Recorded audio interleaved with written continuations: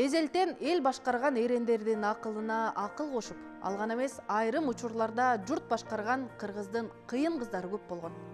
Антсе да мек утучабызга уйган бир түшүнүктөн такыр арыла албай келебиз. Эмнегедир аял затына башкалардан башкачараак мамиле жасалат. Күлүп койсо жеңил ойлуу, сүйүп калса намысы жок.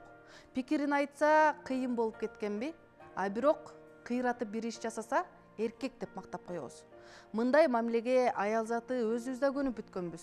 Кыйынчылыктар болсо чыдаш керек деп өзгөчө чымыркайлуулукка үйрөндүк.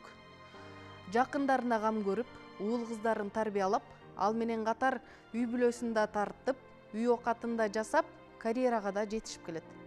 Айтор ааламдын жүгүн аял заты өз мойнуна артып алган сыяктуу.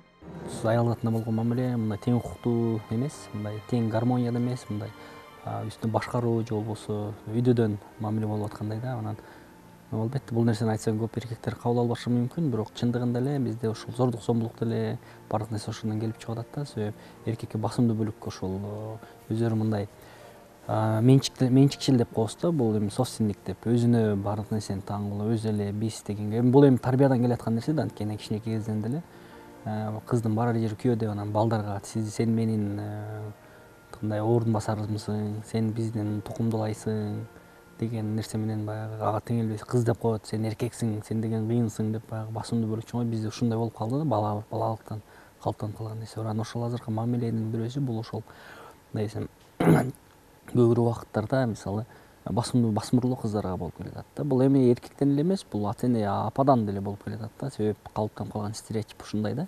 Мисалы кызым барар жери күйөө, тамак жасаганды үйрөн, сен муну эле кылышың керек депчи. Албетте мунун жаман эмес, бул нерсенин баарын билиш, бирок ойлойт элек да, баягы ошол убакытта да мындай билим алыш керек, сен дүйнөнү кыдырышың керек, саякатташың керек, баардык нерсе сени колуңан келет деп күчтүү кылгандын ордуна сен бирөөнүн кызматчысы болосуң дегендей эле ойду таңуулайбыз. Все же наша кыргызская женщина, она отличается от других восточных тюркских женщин. Чем отличается? Она отличается свободолюбием. И не зря у нас образ Уркуи стал одной из ведущих в стране. И образ Уркуи, он у нас запечатлен в памятнике Тургунбаем Садыковичем. И мы до сих пор гордимся нашей дочерью. И сейчас я думаю, что очень эта тема актуальна, потому что неприемлемо как насилие над женщинами, так и неприемлемо их умыкание, то есть воровство. Мурда тең укуктуулук деген жок эле. Аялдар баш көтөрбөй үй оокатын жасап, кыңк этпей кызматын кылчу деп азыр көпчүлүк көп айтат. А бирок карт тарыхы бар кыргыз коомунда аял заты ар дайым өзгөчө сыйлуу орунду ээлеп келген. Аял затын сыйлоо жагынан биздин дүйнө элине айтчу сөзүбүз, көрсөтчү өрнөгүбүз бар. Энени эзелтен бийик тутуп, ыйык ума эне, жер эне, эне тил деп башкы баалуулуктар эненин ысымы менен байланыштуу.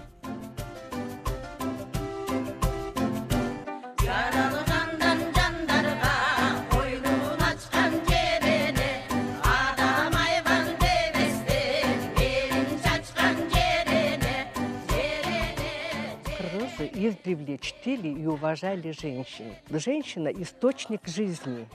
И вот в древней нашей кыргызской культуре женщина была на почетном месте. Поэтому все пословицы, поговорки были о женщине очень уважительные. Кыргыздын кырк чачы улу деп. И еще Николай Гумилев в своих произведениях он отметил, что когда человек заходил в юрту, он вначале кланялся матери, а потом уже кланялся уже отцу. Кыргыздар байыртадан эле гендердик саясат дегенди мына батыш чыгарып гендердик саясатты кыргыздар илгертен эле сактап келген. Себеби айрым учурларда урууларды энелерибиз башкарып келгениге. Ал тургай мына Каникей энебиздин, Айчүрөк энебиздин, Корманбектин өмүрлүк жары болгон Айганыш энебиздин дагы согушка даярдык катары кеп кеңешин айтып келгендигинин бирден бир күбөсү далили болуп алат. Курманжан энебиз дагы. Демек бул жерде бизде ошол ким тарбиянын башатында эне турган. Сөзсүз турда эне турган. Ошон үчүн эркек бала болобу, кыз бала болобу 12ге чейин ошол эненин тарбиясында өскөн. Ошо эне тарбиялап, ошондуктан биздин сүйлөп аткан сөзүбүз дагы эне менен эненин тили деп. Советтер Союзу мезгилинде кыздардын билим алуусу алдыңкы маселелердин бири болчу. А бирок канча-мынча адамдар калыптанган аң сезимден арыла албай, кыз баланы окутуудан өзгөчө чоочулачу.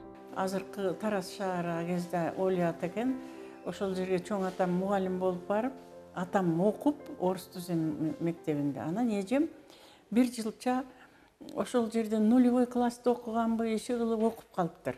Абдан жакшы көрчүкөн окуганды. Картайганда айтып отурчу эле, эмнени окуп эле сага десем, айтар эле, мен орусчаны абдан жакшы билип алгам. Эмне сөздөрдү билесиң десем, башты келева дейт, чекени темия дейт, правое ухо, левое ухо, иши кылып ушундай сөздөрдүн баарын окугам, ушунун баарын мен абдан мени мугалимим мактачу эле деп. Анан бир жыл өткөндөн кийин үй бүлө көчүш керек болуп калат да, кайра шаардан айылга. Анан ошондо мен калып окуйм деп талашат экен да. Анан мектептин директору мен чоң энеме келип сүйлөшүптүр. Кызыңарды таштап кеткиле, окусун, абдан жээнди кыз экен десе. Чоң энем айтыптыр, кой айланайын, кызды окучу беле. Айылга барганда мектепке барып окудум деп бизди уят кылба деп айткан дейт. Мына ушундай көз карашта болгон. Анан өзү айтып калар эле, апам эле болбой койбодубу, мен дагы окуп билим алсам, мен дагы бир чоң кызматта жүрөт элем деп. Союз, прежде всего, Советский Союз, обратила внимание на образование. И были образованы женские школы, женские училища и Кыргызский женский педагогический институт, который сыграл огромную роль в повышении образования женщин. И вы знаете, женщины на каждом участке, они проявляли героизм. Вот я сказала, первые годы советской власти, как они в 25 году, 8 марта, был первый съезд женщин, дихканок, работниц и крестьянок Каракиргизской автономной области. И отсюда идет отчет женщины как женское движение. Впервые в 25 году женщины кыргызские встретились с правительством, встретились с членами партии, меня обсудили все проблемы, как девочек учить, как их лечить, как, значит, их в аппараты, значит, продвигать. Буквально первый съезд женщин Кыргызстана, ну, он считается как первый съезд женщин, было расписано все, как бороться с многоженством, как бороться, значит, с куплей-продажей и так далее. Ну, было очень много негативных примеров дореволюционных у меня, когда отношение к женщине было уже, даже ее ставили там, когда вот, допустим, Тойдор или там от Чабыштар, даже девочку могли поставить, женщину, девушку, на приз. Даже такие были случаи. И были случаи, и когда вот началась борьба с многоженством, прежде всего боролись с работниками аппарата. Вот ты работаешь в аппарате там, райком, горком, милиции, чтобы у тебя не было второй жены. Ну и борьба на юге за права женщин, она была более жестокая там, потому что носили паранджу. И вот скидывание паранджи, вот был такой процесс худжум. Вот этот вот худжум – это наступление на быт. Вы знаете, он тоже был очень сложный. Получалось так, женщина скинула паранджу, приходила домой, а муж заставлял ее одевать снова паранджу, или он ее убивал. Кыздын орду казан аякта эмес. Гарвард, Кембридж жана Ак үйдө. Мамиле кылуу дегенде мындай кызга мамиле тартууларын көп билбейбиз да. Анткени мен акыркы убактарда ошол көп угам, ошол корейлерге көп турмушка чыгат кыргыз кыздар деп, анан түрктөргө чыгып атат деп. Анан мен ошол түрктөрдүн жашоо образын карап көрдүм, анан корейлердин кылган мамилесин карап көрдүм да. Ал жерде карап олтурсак мындай нерсе бар да. Кызга болгон мамилеси абдан өйдө да. Себеп абдан ушундай маданият калыптанган да, ушул кыздарга болгон мамиле, аял затына болгон мамиле. Эми бул динде деле бар да. Анан ошол нерсени көргөндөн кийин биздин кыздар ошол кинону көрсө, мисалы Корей тасмасын көргөндөн кийин же түрк сериалдарын көрүп атабыз, ошол жердеги мамиледен кийин кантип анан бизде ошол нерсени күтпөйт да, анткени күтөт да, анан азыр айтып атпайбы, илгеркидей эле жашай беришибиз керек болчу, анан силер ушу бузуп атасыңар депчи. Бирок замандын талабына биз жооп беришибиз керек да. Себеп дегенде кыздар болобу, жаштар болобу, тасма көрүү менен же болбосо жаңы китептерди окуу менен ошол мамилени көрүп, анан өзү ошону каалайт да, күтөт. Ал нерсеге биз кыла албайбыз да. Анан кечээ жакында жаздым эле, ошо кыздардын орду казан аякта эмес, Гарвардда, Оксфорд, Кембридж депчи. Десем, баары эле окуп кетип эле анан күйөөсүз калабы дешет да. Жок, андай эмес да. Билимдүү болуп турмуш курсаң канчалык балдарыңа, үй бүлөң абдан жакшы да. Мисалы ошол эркек деле, кыз деле. Анан баягы ойлоп көрсөм, баягы Гарвардтагы эч ким окуй албайт, анан Гарвард дешет да. Мен ойлойм, кыргыз балдары бул Гарвардты бүткөн кыздарга татыктуу боло албайт да, 99%. Себеп ал деңгээлине жетиш, ал менен маектешиш, ал менен ошого жараша татыктуу мамиле кылуу бул көп кыргыз эркектеринин колунан келе бербейт да. Себеби бизде андай нерсе тарбиябызда жок. Кыргыз Республикасынын Конституциясынын эркектер менен аялдар үчүн бирдей укуктар менен бирдей мүмкүнчүлүктөрдүн мамлекеттик кепилдиктери жөнүндө мыйзамда аял укугу жакшы эле каралган. Мыйзам эркектер менен аялдарды жыныстык белгиси боюнча басмырлоодон калкалоого чакырган. Эркектер менен аялдардын ортосундагы прогрессивдүү демократиялык мамилелерди бекитүүгө багыттаган.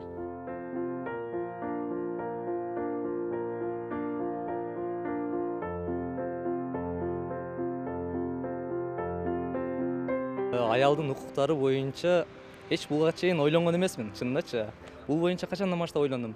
Мен бир аз өзүм демилгем менен акысыз юридикалык кеңеш деп, онлайн юрист деп атайын жарыя бердим эле.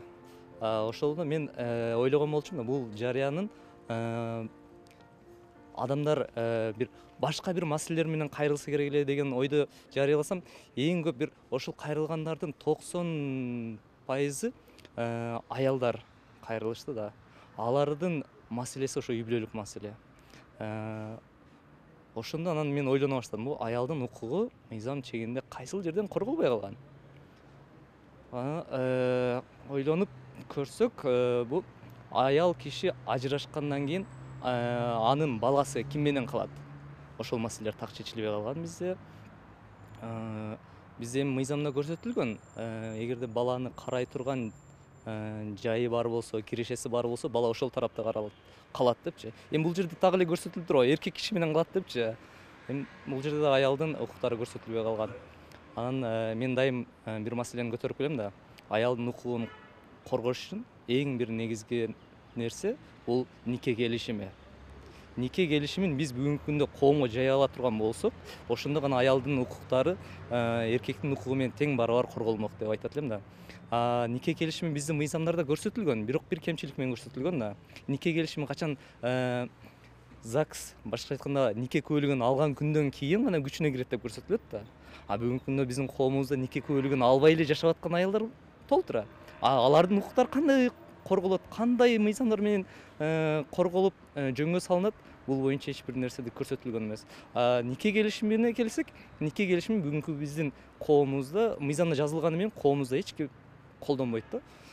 Ошол маселени дагы биз көтөрүп, нике келишимин жайсак, аялдардын укуктары бир аз корголмок эле. Эмнегедир эң жаман сапаттарга ээ эркектерди аялдарга салыштырып, аябай катуу тилдегенибиз кыз же катын деген сөздөр. Бул эми стереотип сөздөр да, мен ошол нерсе бар да, баягы кичинекей кезинен баштап эле ушакчын деле ошо катынсың деп, балдарды, кичинекей балдарды ошо ушакчы, катын деп ушундай башташкан да. Бул ошол айтып атпаймынбы, алсыз нерсеге такап койду. Эми бул катын деген сөздүн эгер түпкү тегин ала турган болсоң, нормалдуу эле сөзгө барып такалат да. Бизде ошол маселе, ошол алсыз деген нерсеге барып такап коюп атат. Бирок азыр заман андай эмес. Азыр биз, мисалы мен эжелерим, менин карындашым, мен ошо бардыгы билимдүү да. Мен каалайм ошондой баары билимдүү болсо депчи. Балдарымды да каалайм ушундай дүйнөлүк деңгээлде кыздарым болсо деле көбүрөөк кыздарга билим бергенге аракет кылам. Себеби бизде айтабыз да, бизде логикабыз тескери иштейт да көбүрөөк убакыттарда. Айтабыз, баланы эне тарбиялайт, эне багат, эне чоңойтот дейт, бирок эненин билимдүү болушун каалабагандар көп да. Себеп билимсиздер сөзсүз түрдө баш ийгенге жанагындай оңоюраак да алар башкаруу. Мисалы азыр радикализм боюнча деле бул иштегенде ошол көп адамдар билимсиздер азгырылат да. Себеби аларды башкарыш оңой да. Анткени аларда критикалык ой жүгүртүү жок. Кыжырды келтирген кыздарга карата жасалган кызыктай кылыктар көп. Ажырашты десе эле болду, сексуалдуу объект болуп жазып тийиш башташат. Ошол убакыттарда бул региондордо бар, кээ бир мисалы Ош областындагы, Жалал Абад областынын кээ бир аймактарында мен көп иштейм. Ошол Баткенде мисалы турмушу болбой калса, ал кызды мына адам катары санашпаган жерлер бар да. Экинчи жолу турмушка келсе, бул эч ким эмес алчы. Ал баягы мындай ажырашып келсе, ата энеси да карабайт да, таштап коет. Ошон үчүн анан мисалы жоопкерчилик жөнүндө сөз болбоду. Анан жоопкерчилик, анан мындай адамдык нерсе жок калды да, көбүрөөк убактарда. Ушул нерсе мени абдан өкүндүрөт. Себеп дегенде мен бир эле мисал айтып берейин. Бул бир бала ошол бул эми ошол Жалал Абад областынын бир районунда болгон окуя. Мен өзгөсү менен көрдүм. Үйлөнгөн экен, үйлөнгөндөн 3 күндөн кийин бала Россияга кетип калыптыр. Анан 3 жыл келбей койгон экен. 3 жыл келбей койгондон кийин кыз 1 жыл жашаптыр, анан ажырашып кетип калыптыр да. Анан эмнеге десе, алган десе көрсө, ата энесин бага турган адам жок экен эле да. Ошого эле ата энесин бага турган кызматчы керек болуп алган. Анан кайра 3 жылдан кийин келип, кайра башка бир кызды алыптыр. Андан бир баласы бар экен. 1 жыл жашагандан кийин дагы ажырашып кызды кетирип ийиптир. Анан эмнеге деп суроо пайда болуп, мен тааныштарым аркылуу чыксам, айтат, мен кызым тарап калды дейт да. Эми бул деген нерсе акмакчылык да. Макул эми адам экөө мамилеси, кыз жигит болуп уруш, согушуп, бирок турмуш кургандан кийин жоопкерчилик менен аң сезим менен чечим кабыл алыш керек да, бул биринчи. Экинчи нерсе, бала деген нерсе жөн эле мындай жаралды бүт эмес да. Бул деген чоң сүйүү, мээрим, каалоо менен, аң сезим мындай тандоо менен пайда болуш керек да. Анан бизде жөн эле баягы үйлөнүш үчүн эле үйлөнүп, балалуу болуш үчүн эле балалуу болуп, анан ажырашуу бул абдан жеңил нерсеге айланып кетти да. Бул ошол өкүндүрөт да. Бул эми башында суроо кайтып келсек, бул ошол биздин кичинекейибизден баштап ошол тарбияда болобу, чоң мамиледе болобу, мамилени билбейбиз да, ошол жоопкерчиликти билбейбиз. Өнүккөн көпчүлүк суктанган Европада, алдыңкы делген Америкада наристенин укугунан соң эле экинчи сапта аял затынын укуктары турат. Ал жакта мыйзамдарда эч кандай аял затынын укуктары чектелбейт, коргойт. Бирок мындай жыйынтыкка жетүү үчүн алар көптөгөн күрөштүн баскычтарынан өткөн. Биз катышпаган, биз добуш бербеген мыйзамдарга баш ийбейбиз деп алгачкылардан болуп Америкада Эбигейл Смит Адамс чыккан. Бул ал кездеги чоң ачылыштардын бири эле. Анткени ага чейин 1405-жылы Кристина Пизанскаянын аялдардын саясатка жана билим алууга укуктары тууралуу китебине эч ким көңүл да бурган эмес. Аял затынын тең укуктуулугу үчүн күрөшкөн франциялык Олимпия Дегуждун тагдыры андан да аябай оор болду. Жазган эмгеги үчүн өлүм жазасын алган. Дүйнөнүн булуң бурчуна таанымал император Наполеон дагы кодексте аял эркектин карамагында гана болот деп басмырлап, аял заты эч кандай жарандык укуктарга ээ эмес деп белгилеген. Мына ушундай татаал баскычтардан соң гана бүгүнкү күндө дүйнөнүн көпчүлүк өлкөлөрүндө тең укуктуулук орноду.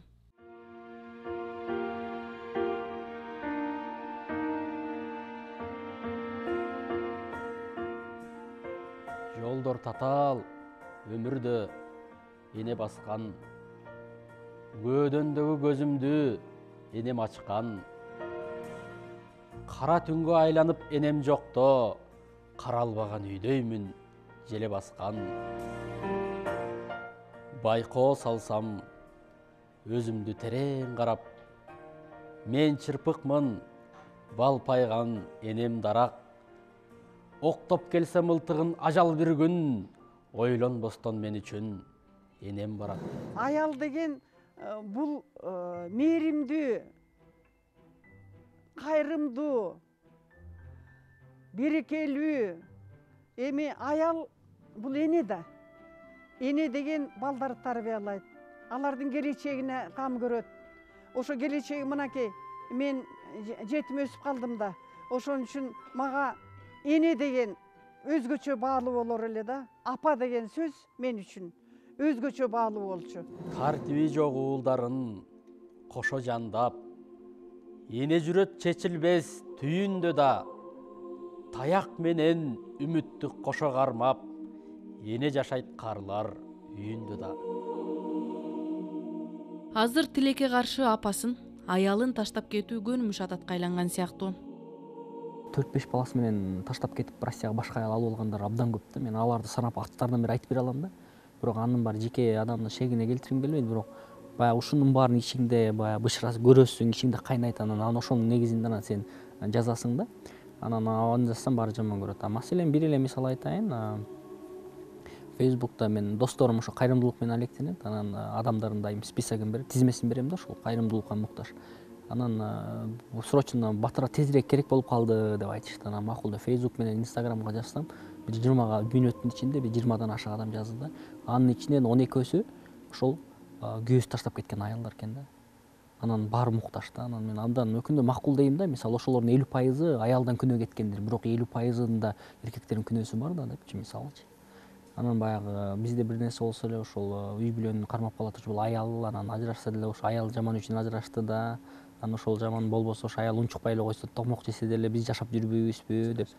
Жана ушундай нерселер бар да. Бул адам турмуш курган токмок жеш үчүн же болбосо ушундай кыйынчылыкка чыдаш үчүн турмуш курбайт да. Адам бул ошол нерседен бакытында сүйүү табайын, бактылуу болоюн, жакшы жашайын, ошол нерсени мындай бала көрөлү, балалы бололу деп мындай бактылуулук үчүн турмуш курат да. Бизде жок да.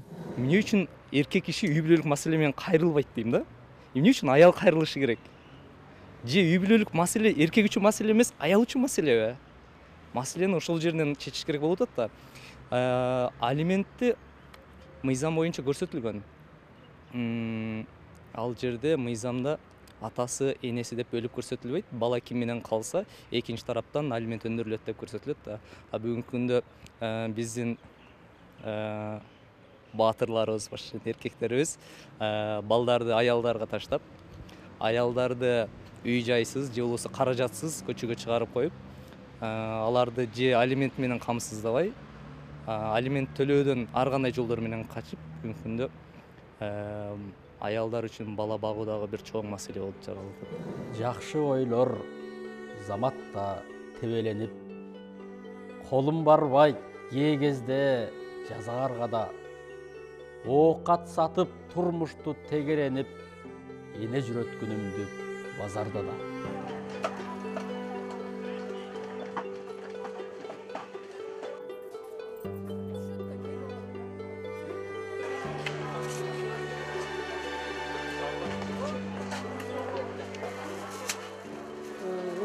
Базарда иштегенибизге быйыл 13-14 жыл болуп калды.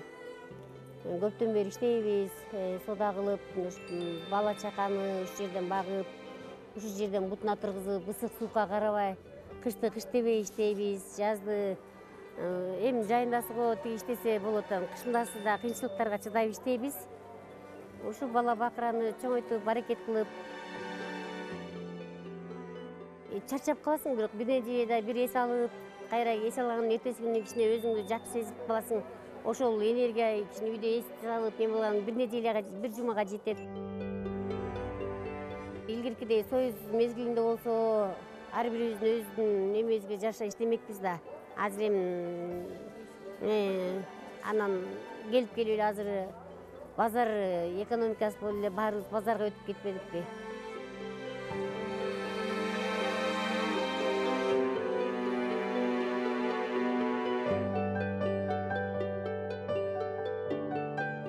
Кол жетпеген сыйда да, шор кетпеген ыйда да аялдар, энелер жүрөт.